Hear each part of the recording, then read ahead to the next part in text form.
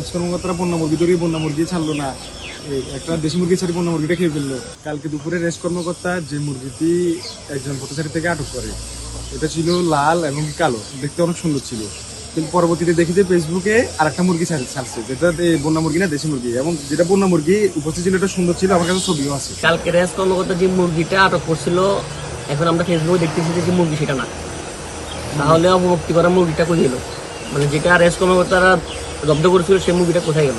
বৃহস্পতিবার আমার ডিউটিরত অবস্থায় জালিয়াপাড়া থেকে পাহাড়ি একটি লোক থেকে আমি একটি মুরগি ক্রয় করি।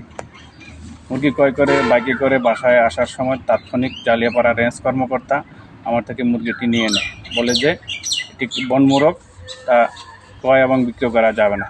তখন আমার সাথে আমার এক ছোটো ভাই ছিল, আমরা দুজনেই মুরগিটি রেঞ্জ কর্মকর্তাকে বুঝিয়ে দিয়ে স্থানীয় লোকজনদের সাক্ষী নিয়ে এবং কাগজে লিখিত অঙ্গীকার নিয়ে তখন আমি বাসায় চলে আসি। বাসায় এসে ফেসবুকে দেখতে পেলাম বনমোরগটি জঙ্গলে ছেড়ে না দিয়ে একটি দেশি মোরগ ছেড়ে দেয়।